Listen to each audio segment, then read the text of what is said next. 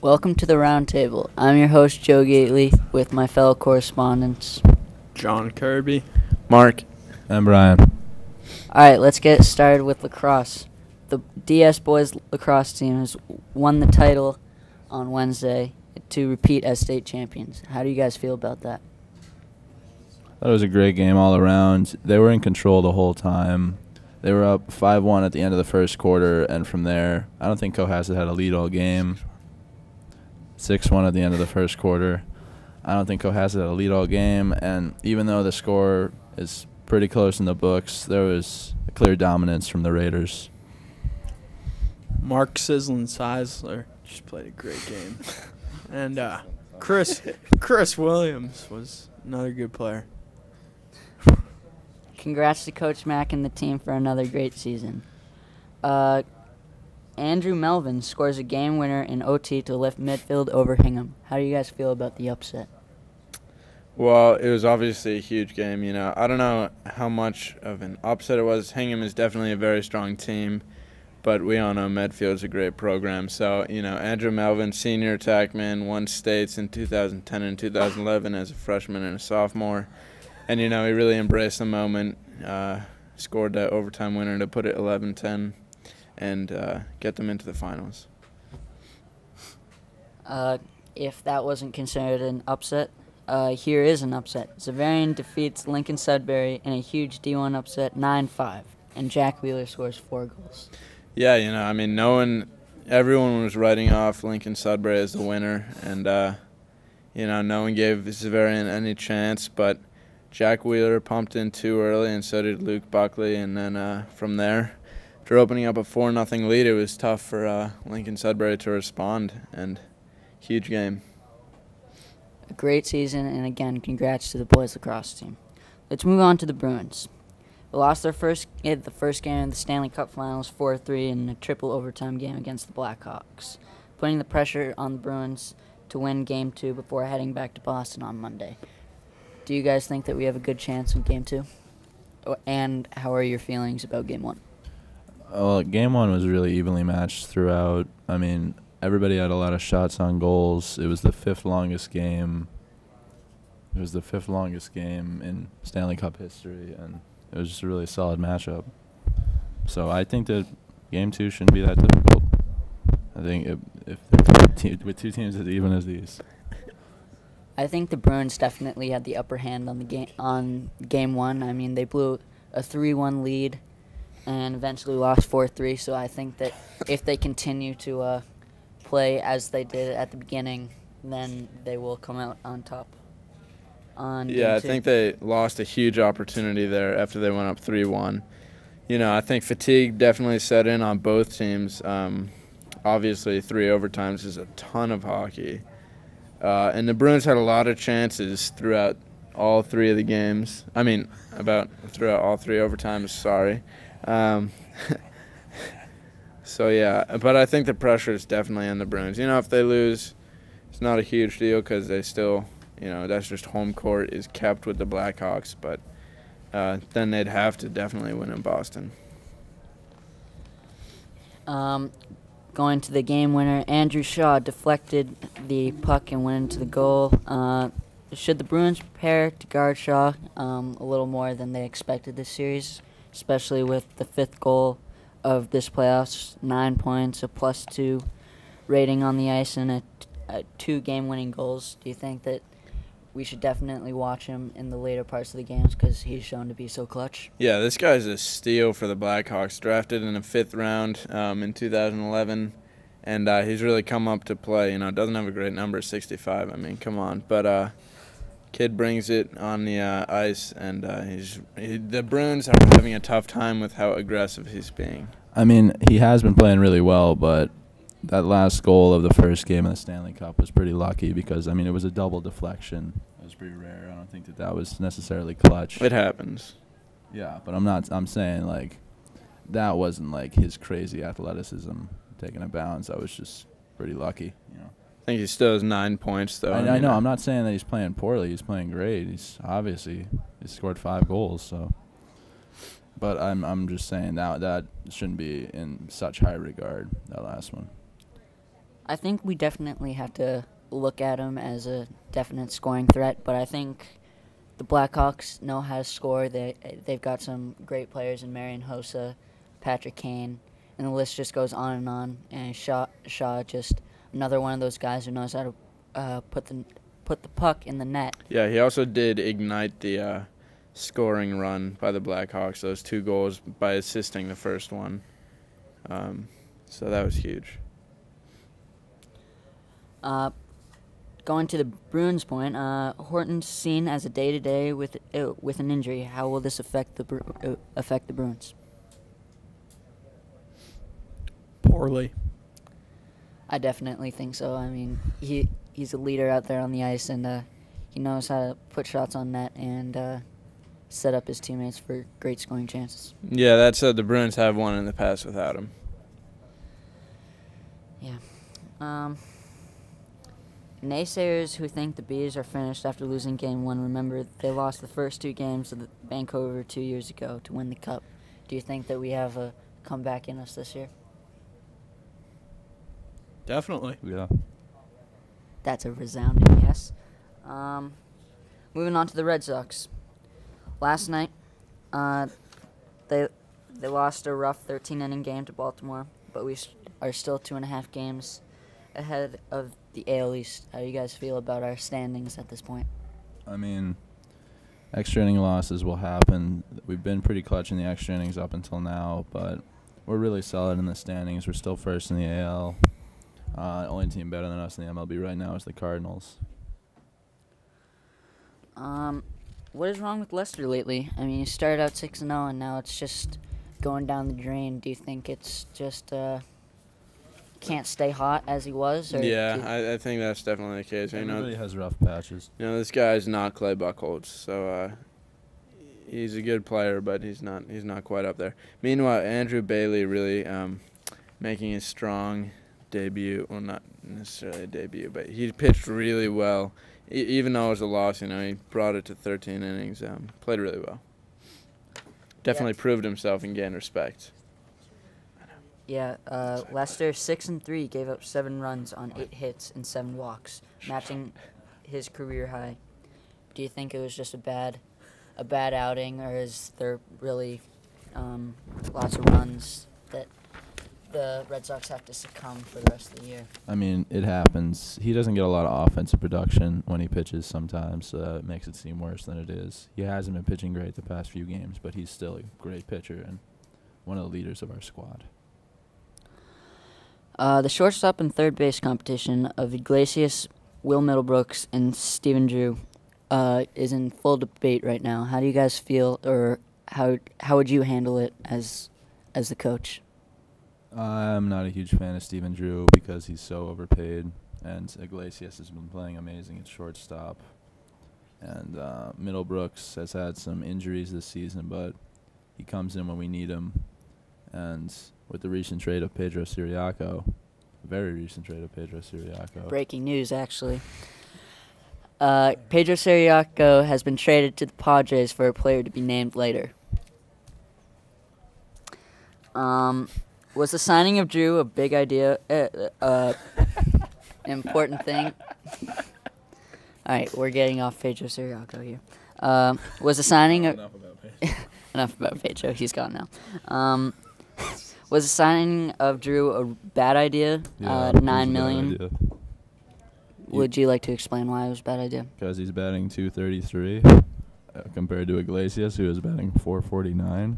So it's Well, how did he do last year? Stephen Drew. Yeah. He didn't play for the Red Sox last year. But just how in did general. he do on his team?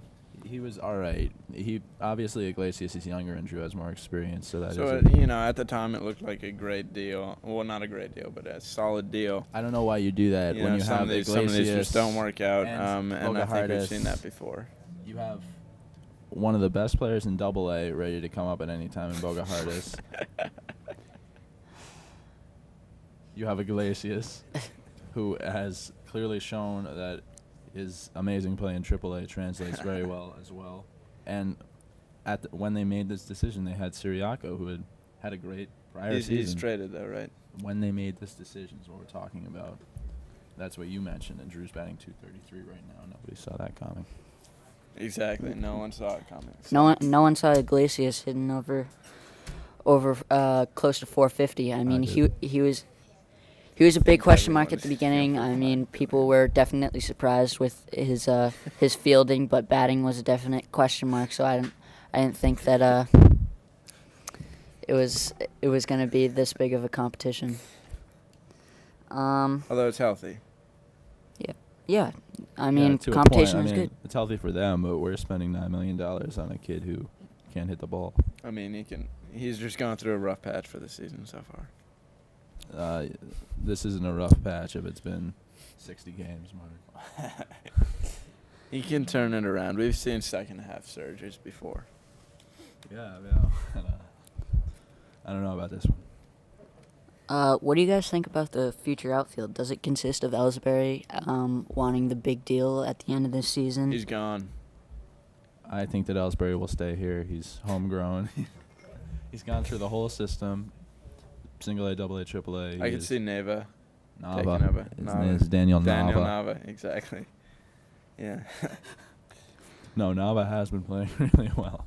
Yeah. But I think even though Victorino has been producing, I don't see us keeping him for the entire 3 years of his contract just because he's getting up there in age.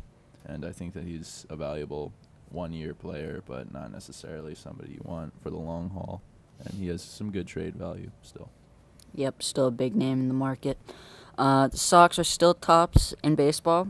Oakland and Texas not far behind. Do you think that anyone could have expected this from the end of the year last year to the preseason?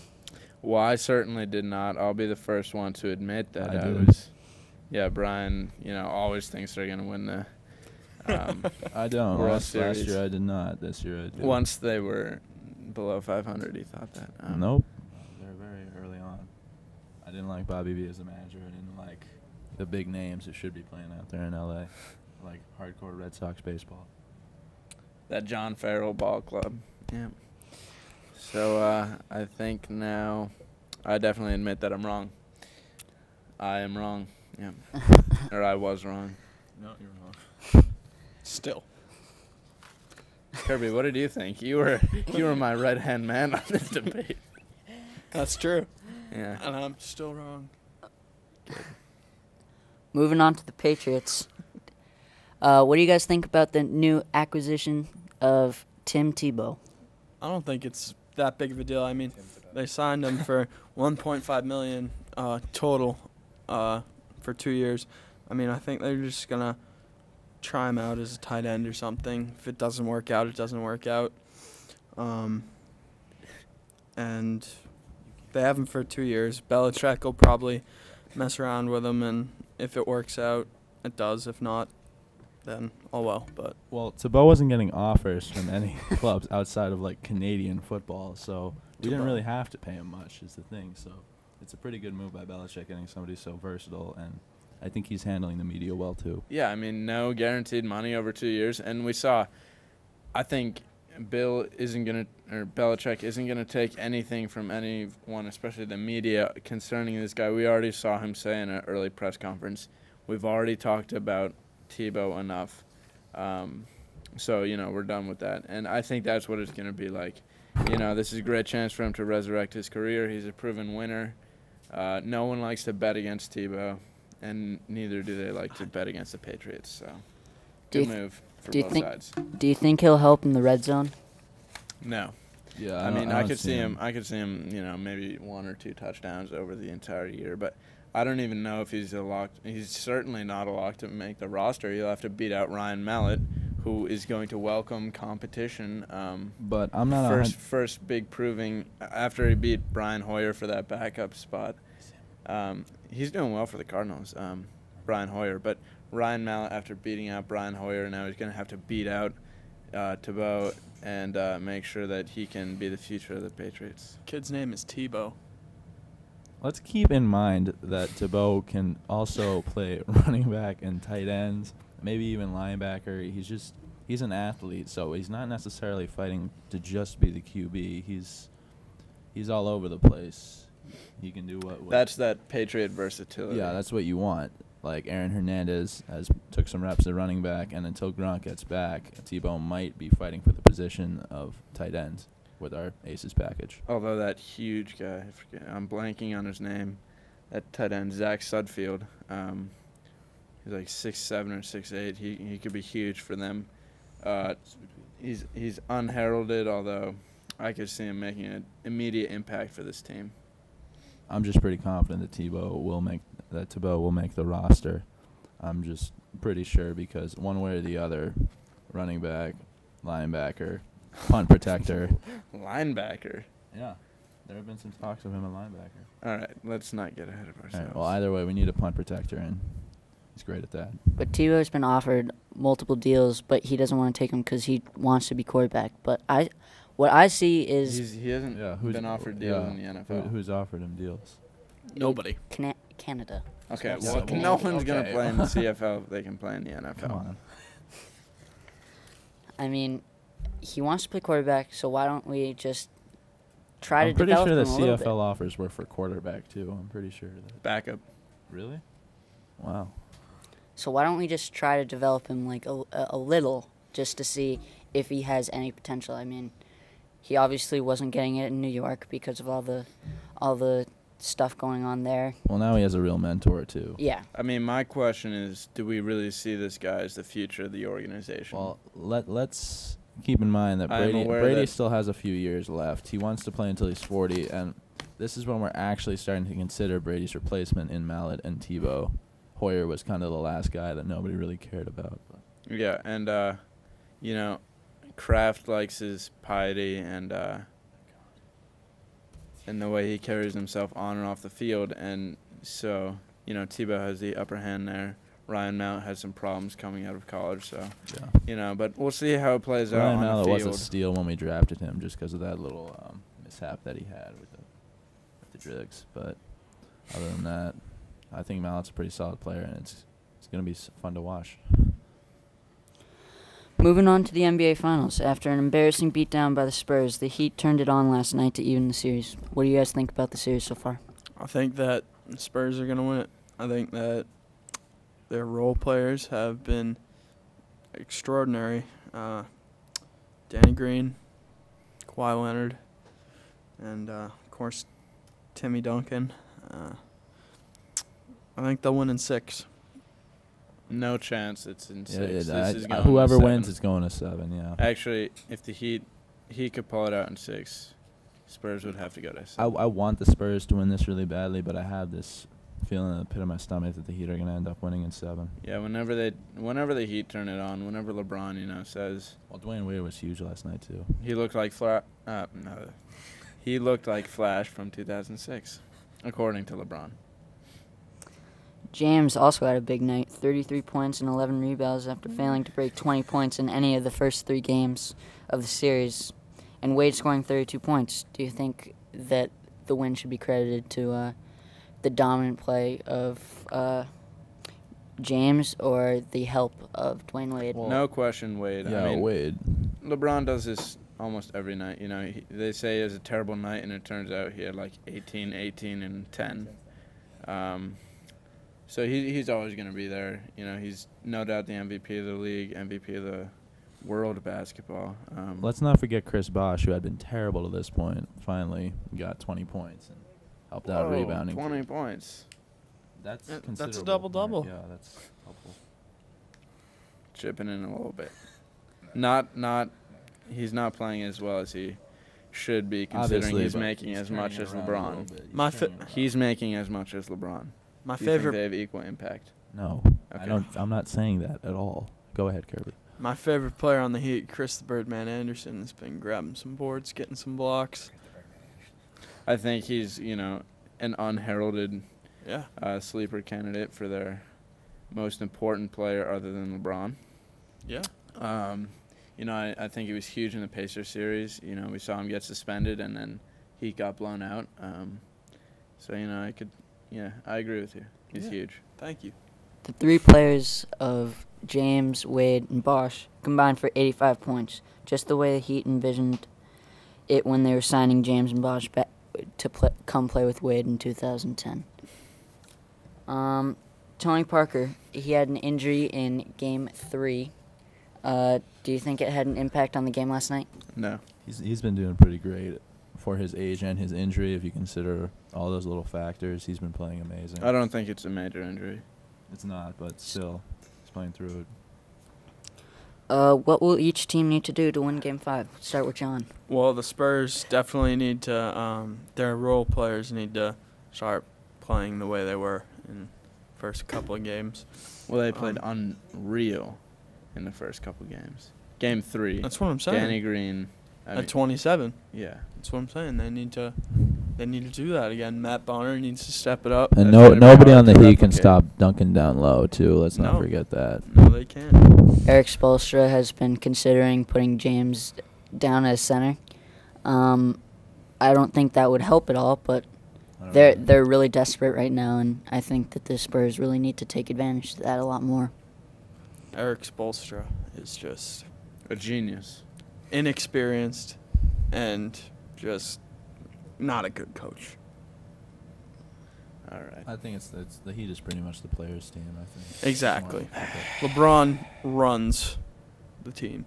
He does what he wants, just like he did in Cleveland with Mike Brown. I agree. Sorry. Mark, you're biting your tongue. What do you think? I will disagree. That's a fallacy in my opinion because Eric Spoelstra is a very hard-working guy. You know, there have been articles on him in ESPN, the magazine, about his pregame routine and how many hours he puts in finding the right defense and offense to make his team work. I'm sure Pat Riley, the general manager, has a lot of input in that. I have no doubt. Well, I mean, I think Pat Riley is more the coach than him. That's not true. He's the owner and the GM, I know. and Eric Spoelstra is the coach. He's the Eric Spoelstra coach. I'm not an Eric Spoelstra fan. So speaking of coaches, do you guys think Doc is going to be courtside at the start of next season? It'll be interesting to see. I mean, he's very liked among NBA teams. He showed that he can win with almost nothing, losing Rondo last year. I think it'll be interesting to see if he decides to come back or he's going to chase the big bucks. I think it's going to come down to whether or not the Celtics are rebuilding.